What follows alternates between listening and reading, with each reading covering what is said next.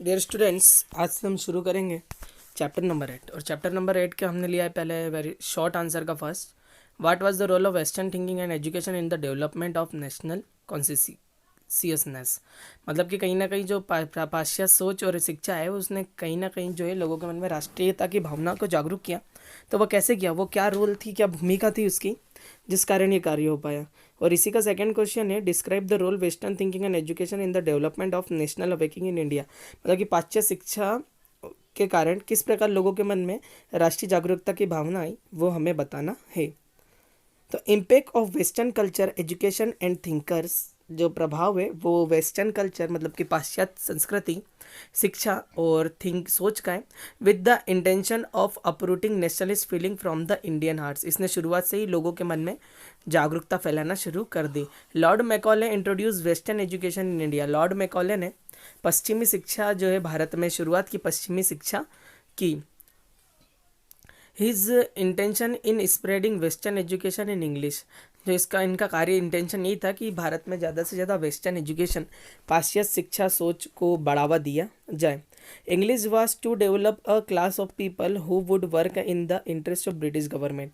English के part में लोगों को वो चीज़ें सिखाई जाने लगी जिसके कारण लोगों का मन में ब्रिटिश सरकार को लेकर के जागरूकता बढ़े और ब्रिटिश सरकार को वो अपने हितकारी माने। इस तरीके की सोच के हिसाब से लॉर्ड मैकॉले ने जो है शुरुआत की थी एजुकेशन पॉलिसी की। तो यहाँ पर हमें हो रहा है, ये पहला पार्ट है, पैराग्राफ है पहले क्वेश्चन का, कि जो वेस्टर्न कल्चर है, एजुकेशन है और जो सोच है उसका इंटेंशन जो था उसी के द्वारा भारतीयों के मन में क्या हुई, जागरूकता प्राप्त जो है जागरूकता जानने लगी।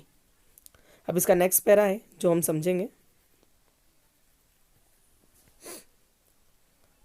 But on the contrary, the spread of English education inspired Indians free themselves from the clutches of foreign rule। लेकिन कहीं ना कहीं जब अंग्रेजी शिक्षा लोग प्राप्त कर रहे थे तो उन्हें इस चीज़ का सोल्यूशन भी मिला कि हम अंग्रेजी शिक्षा से भी क्या हो सकते हैं, मुक्त हो सकते हैं। With the knowledge of English language, किसके द्वारा, इंग्लिश भाषा, अंग्रेजी भाषा के द्वारा ही India become acquainted with the western literature, thinking and philosophy and administration. भारतीयों ने भी इनकी अंग्रेजों की सोच, इनका साहित्य, इनकी फिलोसॉफी और इनकी प्रशासनिक चीज़ें और आदि पर कार्य करना शुरू कर दिया कि ये किस प्रकार की सोच रखते हैं, कैसे इनसे लोहा लिया जा सकता है, या आगे बढ़ चढ़ के क्या बड़ा कर सकते हैं। ये सारी शिक्षाएं जो हैं, सारी बातें जो हैं अंग्रेजी शिक्षा के माध्यम से प्राप्त हो सकती थी। और भारतीयों ने भी अंग्रेजी शिक्षा सीख करके, अंग्रेजों से ही अंग्रेजी शिक्षा सीख करके उनसे उन्हीं की सोच, उन्हीं के तरीके से लोहा लेना शुरू कर दिया। तो इस प्रकार हम कह सकते हैं कि जो अंग्रेजी शिक्षा है पद्धति थी उसका उस प्रकार भारतीयों को जागरूक करने का असर या जो प्रभाव है भारतीयों पर दिखा। नेक्स्ट क्वेश्चन नंबर 3 लिया हमने। How were the cottage industry affected by British policy of economic exploitation. British policy के कारण जो हमारे छोटे कुटीर उद्योग हैं वह कैसे प्रभावित हुए। और मैं इसके साथ है, how the Indian cottage industry was affected by economic exploitation policy of British. हमें ये बताना है कि कैसे जो आर्थिक शोषण के कारण भारत के जो लघु कुटीर उद्योग है वो बंद हो गए। तो dissatisfaction arise from the economic exploitation, जब आर्थिक शोषण किया जाने लगा तो असंतुष्टि शुरू हो गई। With the establishment of British Empire and the industrial revolution, किसके कारण, ब्रिटिश एम्पायर और इंडस्ट्रियल औद्योगिक क्रांति के कारण। इन इंग्लैंड में Indian cottage industry suffered a blow, और इसी के कारण जो भारतीय उद्योग है वो सफ़र करने लगे। मतलब कि आर्थिक शोषण किया जाने लगा, टैक्स फ्री कर दिया विदेशों से आने वाले माल पर, भारत पे आने वाले माल पर टैक्स बढ़ा दिया गया। तो कहीं ना कहीं जब चीज़ें भारत देश में सस्ती मिलने लगी तो लोगों ने उन विदेशी चीज़ों को ही खरीदा। भारतीय चीज़ें जो खुद के राष्ट्र में बन रही थी वो चीज़ महंगी हो गई तो लोगों ने उसे नहीं खरीदा। तो इस प्रकार हम कह सकते हैं कि जो आर्थिक शोषण नीति है जब अंग्रेजों ने चलाई तो कहीं ना कहीं उसका नुकसान हमें भी दिखने लगा। और उसके नुकसान के कारण जो भारतीय लघु कुटीर उद्योग हैं वह बंद हो गए, क्योंकि टैक्स ज़्यादा होने के कारण चीज़ों को मार्केट तक पहुंचने में जो लोगों की जेब पर डबल मार पड़ने लगी।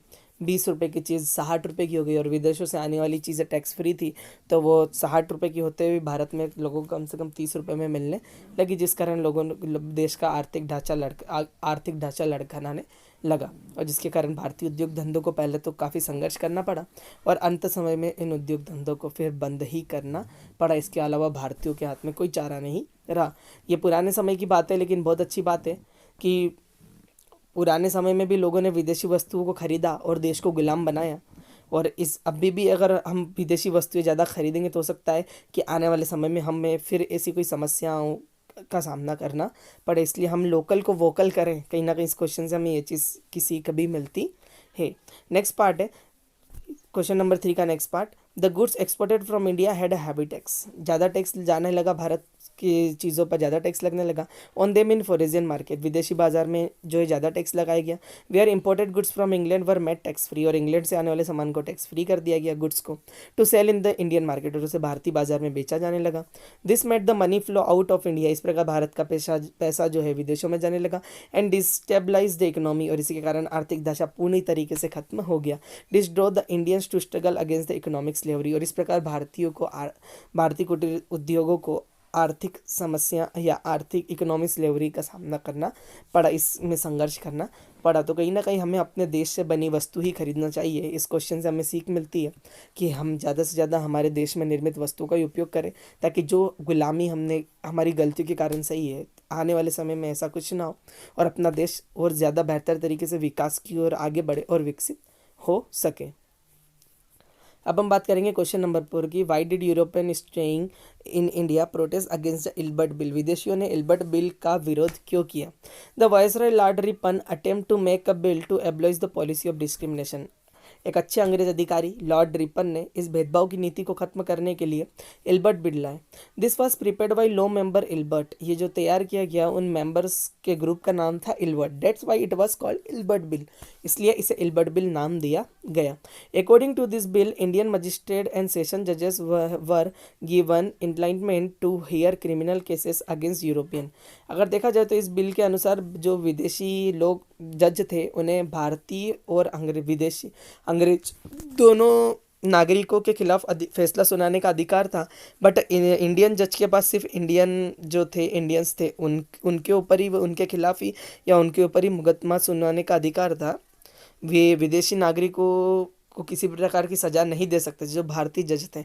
इसलिए इस इल्बर्ट बिल को लाया गया था कि जो ये भेदभाव की नीति है इसे ख़त्म किया जाए, इस भेदभाव की नीति को पूर्णतः ख़त्म किया जाए, और साथ साथ ही जो है एक समानता अंग्रेजों और भारतीयों के बीच में लाई जाए। जो इल्बर्ट बिल था वो इल्बर्ट बिल ग्रुप के सदस्यों इल्बर्ट सदस्यों के द्वारा तैयार, लॉ मेंबर इल्बर्ट जो थे उनके द्वारा तैयार किया गया था, इसलिए इसे इल्बर्ट बिल नाम दिया गया था। और इसका पहला जो उद्देश्य था वो यही था कि जो डिस्क्रिमिनेशन हो रहा है, भेदभाव हो रहा है भारतीयों के साथ, उस भेदभाव को कम किया जाए। यह पहला पैराग्राफ है इस आंसर का कि किस प्रकार से जो मतलब अंग्रेज अधिकारी हैं वो असमानता को दूर करने के लिए, जो समानता लाने के लिए उन्होंने इल्बर्ट बिल लाने की कोशिश की, लेकिन अंग्रेज इसके विरोधी रहे, अंग्रेजों ने इसका घोर विरोध किया। अब हम बात करेंगे नेक्स्ट पैराग्राफ के, इसी क्वेश्चन के नेक्स्ट पैराग्राफ की। Prior the introduce of this bill, Indian magistrates were not authorized to hear the court cases against the European criminals, and Iqbal bill was a step to remove the discriminating policy against Indians। अगर देखा जाए तो इस bill में यही था कि अंग्रेजी नागरिकों के खिलाफ भी भारतीय जज जो है क्रिमिनल केसेस को हैंडल कर सकते हैं, उन्हें सज़ा सुना सकते हैं। इस असमानता की पॉलिसी को समानता में लाने का कार्य था। European staying in India collectively protest against the bill and call it a black ruling, विदेशियों ने इसका विरोध किया और इसे काला कानून बताया। At last British government had to withdraw the Ilbert bill, और अंत में अंग्रेज सरकार ने धीरे से इल्बर्ट बिल को विड्रॉ कर लिया, वापस ले लिया, इसे लागू नहीं होने दिया। दिस अफेक्टेड इंडियंस एडवर्सली, और इसी के कारण भारतीयों के मन में बहुत ज़्यादा घातक प्रभाव पड़ा। तो यहाँ पर हमें क्लियर हुआ कि इल्बर्ट बिल जो है वो क्या है, और इल्बर्ट बिल को काला कानून बता करके अंग्रेज सरकार ने वापस लिया, और साथ साथ ही भारतीयों के मन में इसका बहुत गहरा घातक प्रभाव पड़ा कि कहीं ना कहीं असमानता को समानता में बदलने का जो तरीका था वो इल्बर्ट बिल के द्वारा आ रहा था, लेकिन ऐसा नहीं हो पाया। और साथ साथ ही जब ऐसा नहीं हुआ तो सही बात है कि जो भारतीयों के मन को लगा कि जब अंग्रेज जो सरकार है वो हमारी हितैषी नहीं है, हमारा बुरा चाहने वाली है, और यहीं से कई इन छोटी छोटी बातों से ही भारतीयों का मनों पर बहुत ज़्यादा गहरा प्रभाव पड़ा, और उसी कारण भारतीयों ने जो है अंग्रेज सरकार के खिलाफ कई प्रकार के विद्रोह करना फिर शुरू किए। ये 3 क्वेश्चन है आज हमारे शॉर्ट आंसर चैप्टर नंबर 8 के, जो आपको नोटबुक में राइट करना है, और साथ साथ ही इसकी पिक्चर आपको ग्रुप में अपलोड करना है। आज आपको असाइनमेंट के क्वेश्चन भी मिल जाएंगे, और टाइम रहते आपको अपने असाइनमेंट को भी कंप्लीट करना है। तो ये हमारा आज का वीडियो यहाँ पर कंप्लीट हुआ।